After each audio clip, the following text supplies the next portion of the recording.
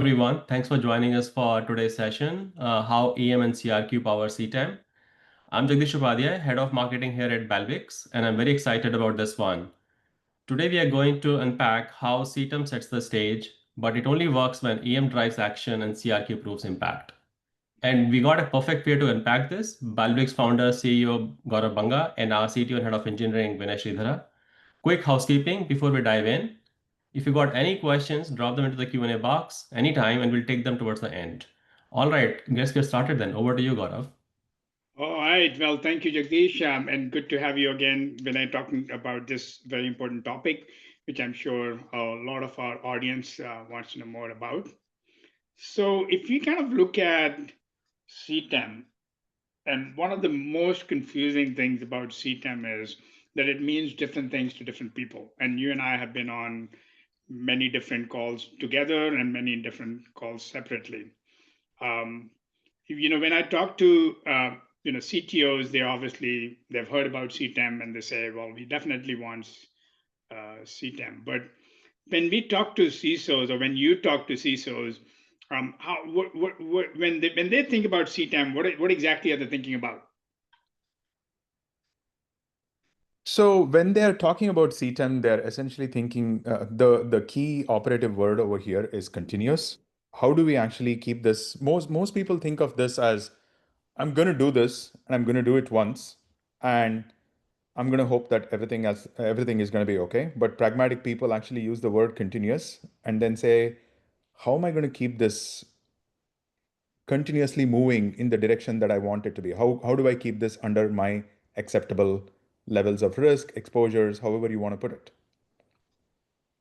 But ultimately, what it really comes down to is that CTEM and EM are like the EM word is inside CTEM, right? I mean, continuous threat and exposure management. So, what does exposure management mean to CISOs?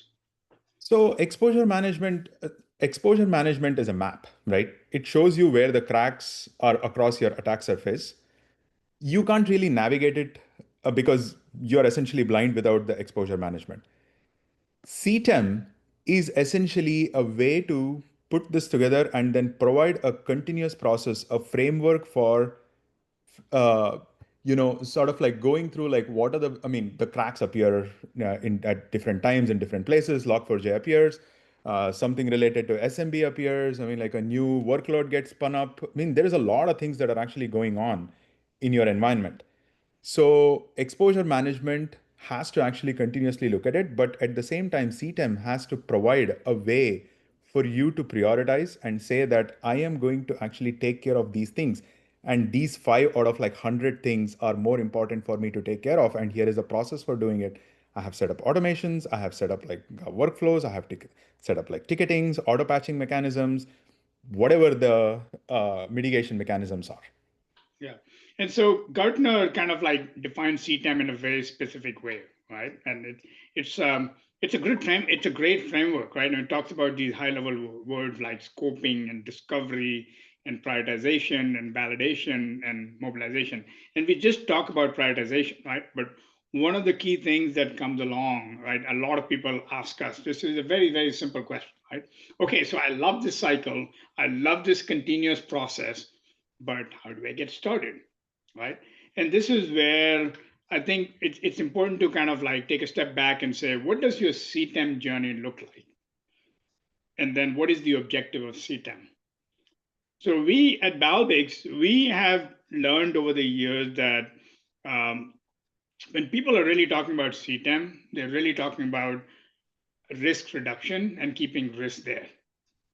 And so the journey, your CTEM journey, is really your risk reduction journey, and then keeping the journey, keeping your risk at that right level.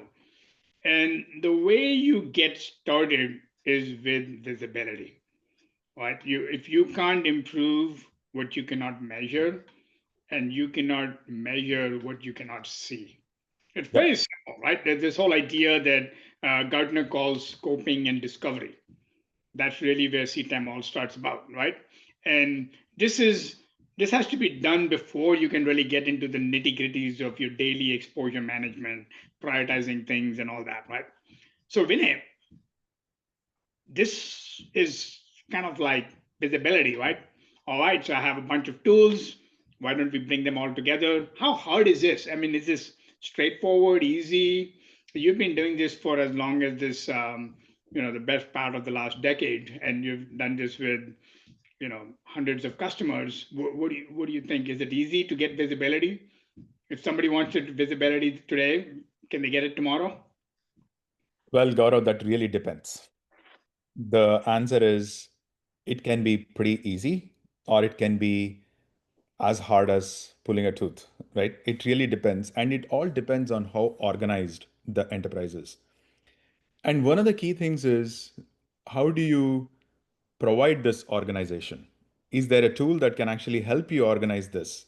Is there a tool that can actually provide you views of like where I'm good, where I'm bad, what can I take actions on, and where do I need to actually improve my visibility?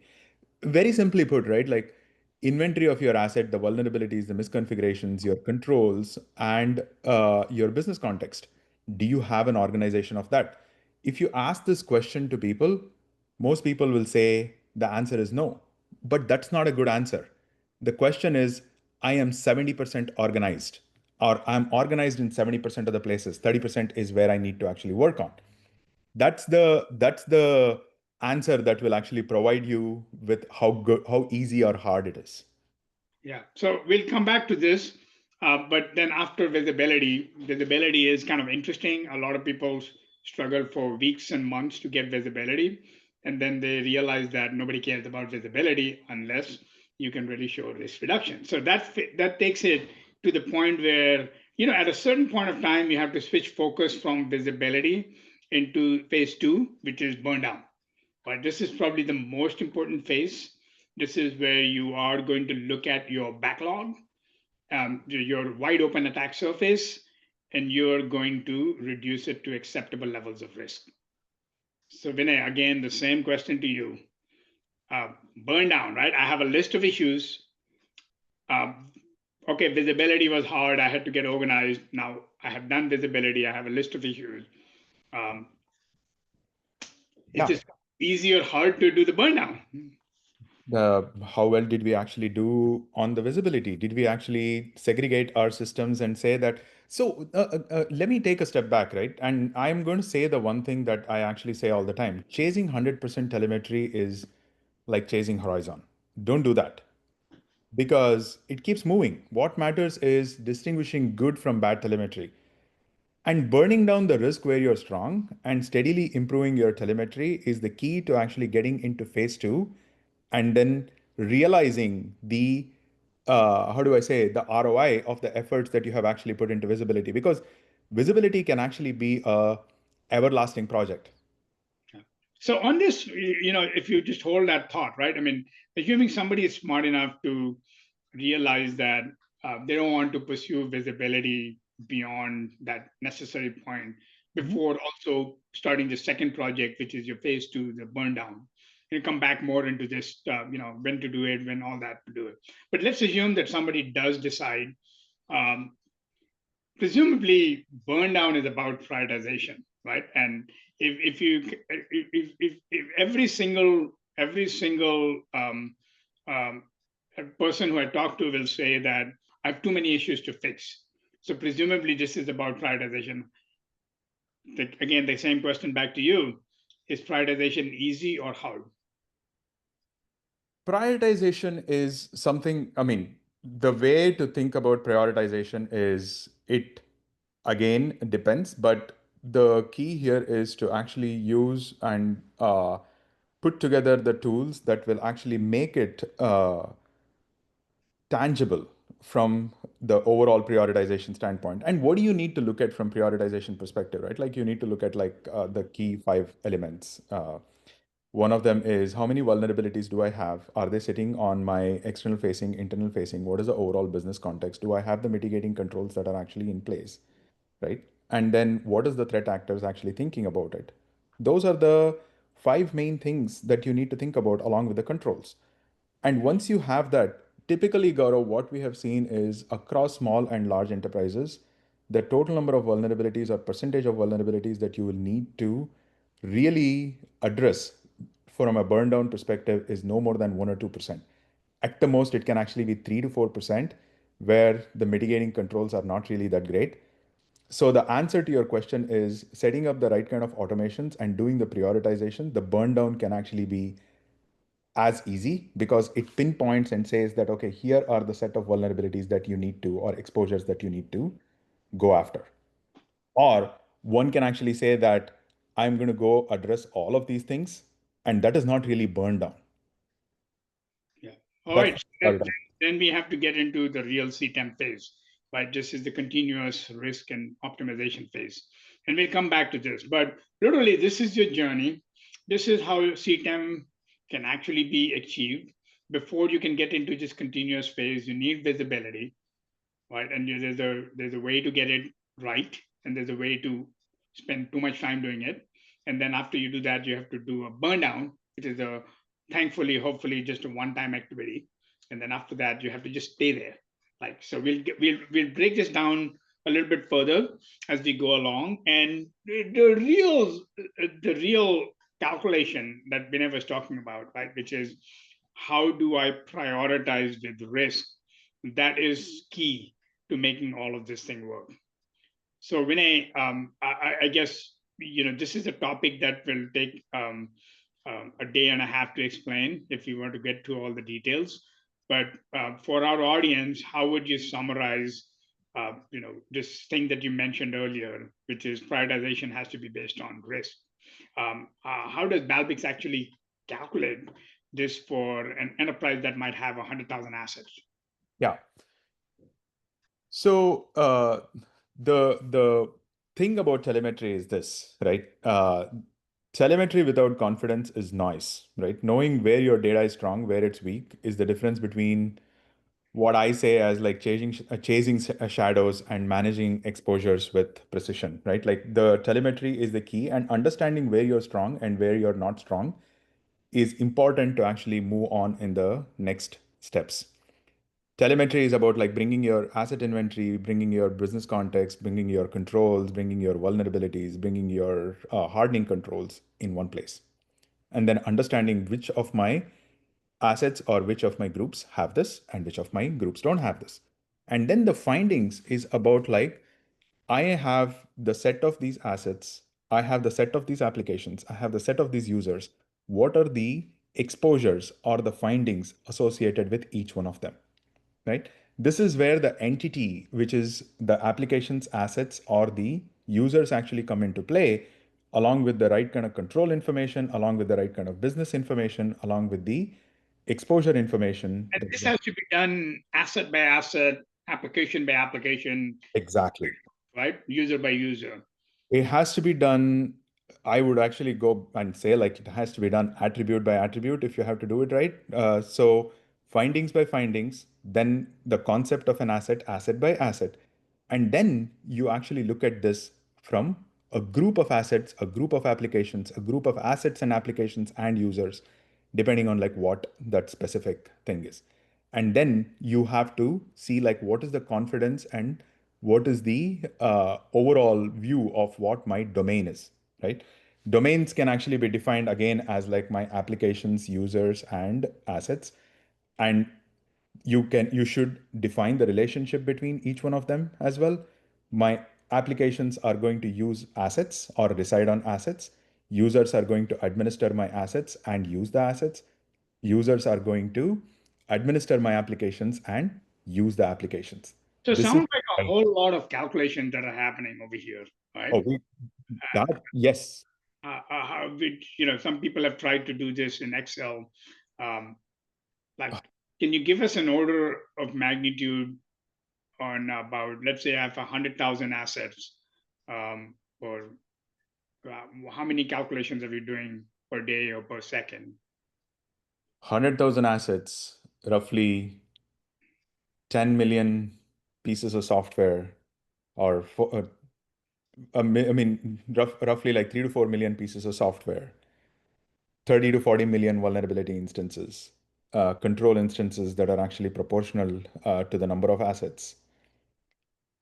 All in all, Gaurav, we are probably looking at like a few teraflops over here of calculation. I mean, I don't know what Excel can actually do that in real time, right? And then we have always heard that, hey, I actually spun up this Kubernetes instance. What am I going to do about this?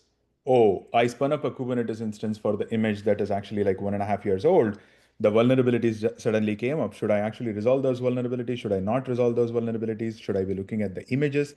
Should I be actually working on the controls? These are all the questions that can actually be very confusing. So putting it all together and then saying that, okay, this is specifically what you need to do for this asset and this is what you need to prioritize, that's a lot of calculations. So automating this is key, and that kind of like really takes us to um, really what does this look like in reality, right? So this is when we connect all the data sources up and we start looking at the journey of the customer. One of the first views that they want to see is a view of data quality, right? Because not everybody has good data quality. What is this dashboard telling us? This dashboard is basically telling us like three things, right? One is that how are you progressing in your journey from a telemetry standpoint? Are you improving, right? Are we actually changing or essentially enhancing the visibility of every single asset, the group or the overall enterprise? The second thing it is actually telling you is it's telling you very tactically, these are all my data sources. Are they all intact? Things change.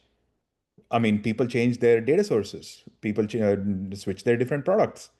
So are we actually bringing in all of these things and they all are they looking clean? And the bottom right is actually one of my favorites, which tells you for my enterprise estate, do I have enough tools that is actually covering what I need to cover? Right?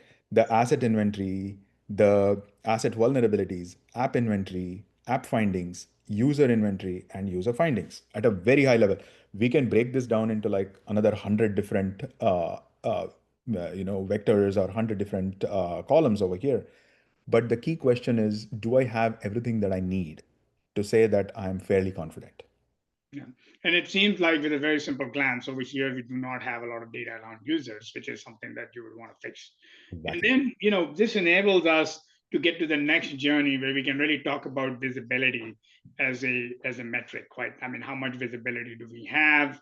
Really taking the stuff that we talked about earlier in data quality and putting some score or a number on top of that, the telemetry score.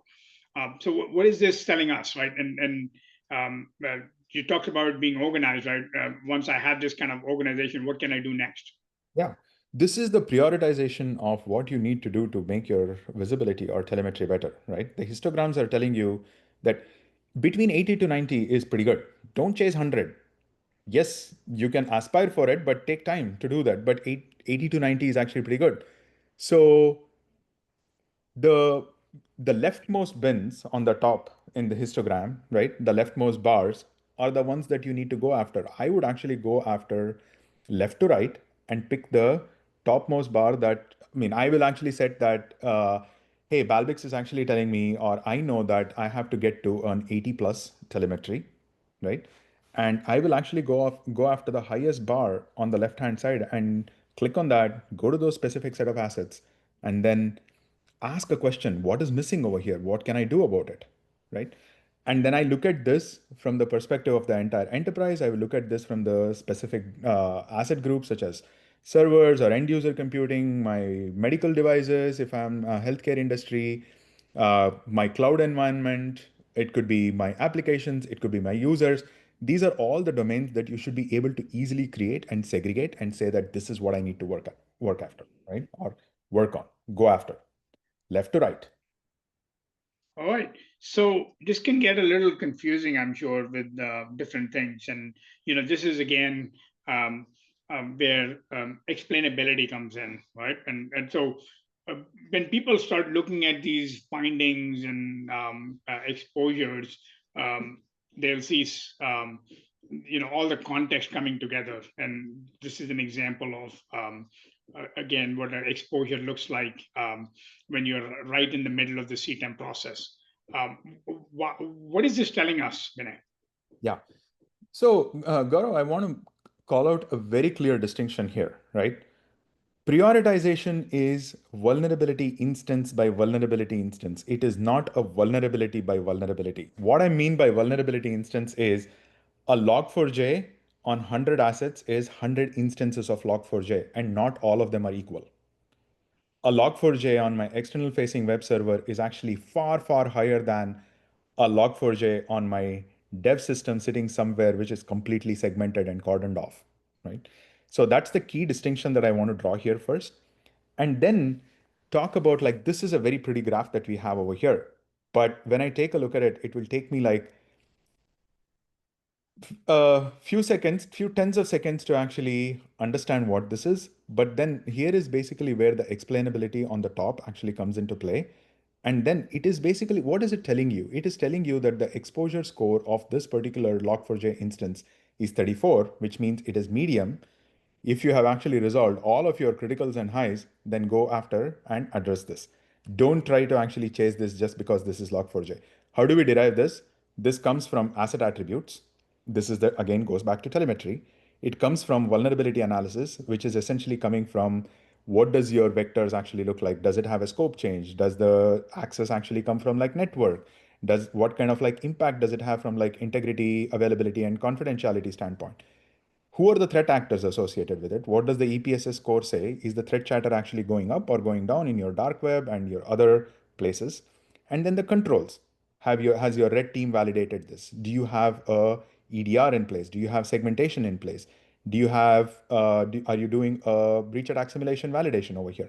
These are all the inputs, something like 23, 24 different inputs that actually comes into this and then provides you with a score that is concretely rooted in what this instance is and how you are actually doing this from your enterprise perspective. But all of these things are abstracted out in that one particular paragraph that is up there as to like why the score is and what you should be doing about this. And so this has to be done instance by instance. And I think I asked you this earlier, right? So we have 100,000 assets, and you mentioned something like 50, 30, 40, 50 million vulnerabilities. So Correct. this scoring has to be done for every one of those 50 million vulnerabilities. And it has to be done like 5 times a day, 10 times a day, 100 times a day, something like that, right? And rescored, and as the situation changes. uh, what does it really mean when we do exposure score calculation in this way? Typically, what have we found, or what have you found to be the total number of things that people actually need to work on? How many are you? How many of Yeah. these are actually burning, Yeah. critical high or high instances? I'll give you a statistical answer and I'll also give you a concrete answer. Typically, no more than like 1 to 2% is what we actually see across large enterprises. No, The one, wait a minute, right? So you're really saying if I do have enough sufficient telemetry and I can do the risk calculation, the exposure score calculation, I only need to work on 1 to 2% of my vulnerabilities. yeah, that's about it. I mean, the total number of vulnerabilities that you need to actually resolve is no more than 1 to 2% if you have actually set your telemetry right and if you have your controls that are actually in place. All right, so we'll come back to this. That's very, very interesting. Now, one of the challenges that we've seen over and over again is that people do this, they end up with some assets where they have good telemetry, some assets where they don't, and then the question really becomes, okay, so what do I do now, right? How do I get this burn down going, right? And um, again, over the last few years, we've been working with the customers to see what is the best way to move forward on that. And initially, quite coincidentally, Gartner just issued a note less than a week ago on this very topic. And this is what um, Gartner recommends, is how you really break up this problem of uneven visibility or uneven amount of effort needed in different scopes of the enterprise. And they basically suggest that you should break CTEM up into multiple scopes and kind of work on each scope in parallel.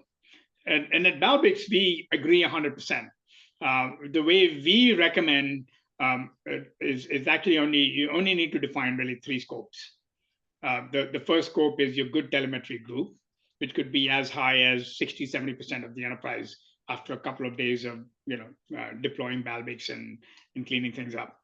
And then there is a second group that we define, which is what we call the telemetry expansion project.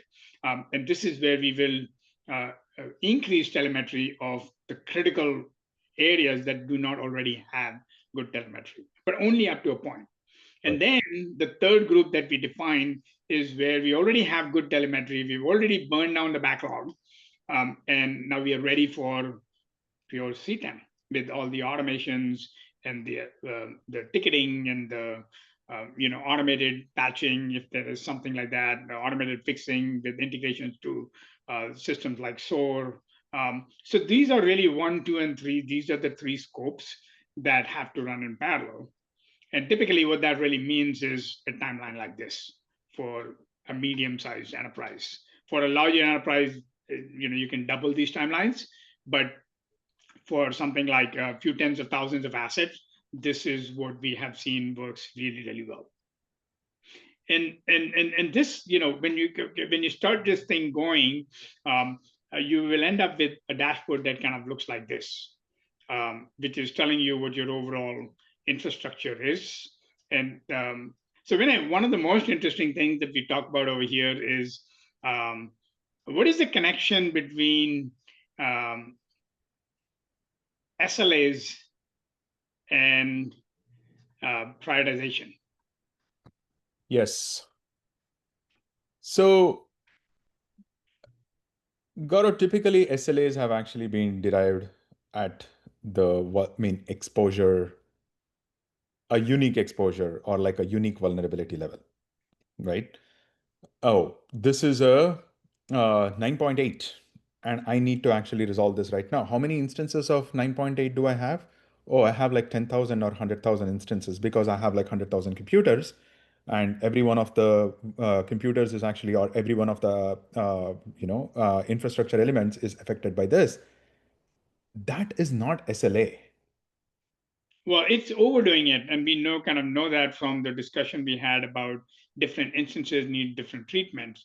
So, how do you recommend people think about instances? And I just just like if you were to get people to rethink how they think about SLAs, what would you say in 30 seconds? So we actually recommend an SLA for critical exposure to be 2 days. And when most of our Balbix customers actually completely and clearly understand that, and they have set their SLAs accordingly. But when you actually tell this to somebody who is new, the first thing that they're going to think is, how am I going to resolve like 10,000 instances or 10,000 vulnerabilities in like 2 days? No, you don't have to. You have to resolve like 10, 15, 20, maybe 100 of these in like 2 days. So the exposure prioritization actually allows you to ensure that your SLAs can be very aggressive, which means that you can reduce your risk really fast, which means that the exposure window that you give for the adversary is smaller and smaller. That's the key. I mean, burn down. Burn down. All right. So this is my favorite graph because it allows me to show how I had a backlog, and so you can see the evaporation of the backlog. And this is very, very important. Now let's switch gears over here and really talk about at the highest level, what Balbix allows you to do is use the same tooling to organize your exposure management at the business unit level or your division, department, whatever you call them. And you can start looking at all of this, your progress to your CTEM, your progress, the degree of prioritization, how your different groups are doing, in a very straightforward way. Now let's really talk about risk quantification. And I know we need a whole another 30 minutes or maybe 30 days for talking about risk quantification. We only have a couple of minutes over here. So Vinay, one of the key things is going from exposure to dollars is the definition of a scenario. Right. In very quick terms, what exactly is a scenario? A scenario is a permutation combination of everything that you have actually laid out here, right? Permutation or a combination. Essentially, which group, which business unit, or which types of assets I'm actually looking at. What is the specific threat actor that I'm looking at? What APT? Is it related to ransomware? Is it related to DDoS? I mean, if this is a manufacturing unit, I would actually be thinking that the DDoS or like ransomware is actually super important. If it is a medical, I mean, I would actually be thinking about like a specific scenario.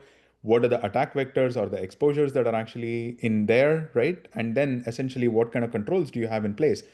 So the one thing that I want to tell you is that there can be innumerable number of scenarios, but then identifying and automatically identifying the scenarios that specifically are important for a group of assets in an automated, in an intelligent manner is the key to going about this. So I have a way now of linking which of these exposures are relevant to my business scenarios, and it really depends on it can get complex, but maybe the exposure management platform like Balbix can help define these scenarios, right? Exactly. Here are the 10 vulnerabilities or exposures that can actually cost you like $2 million. That's what CRQ does. All right.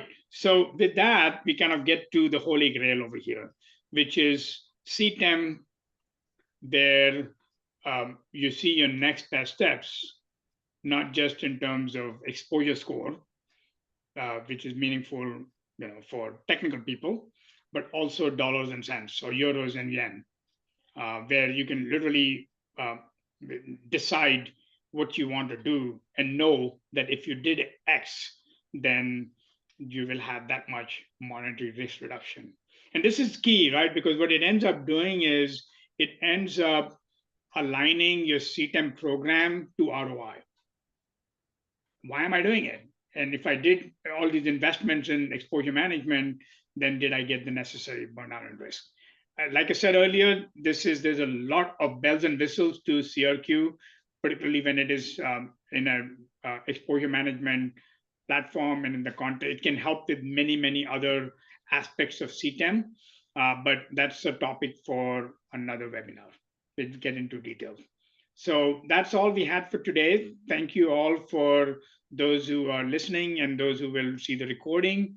If you have any more questions, we are happy to answer.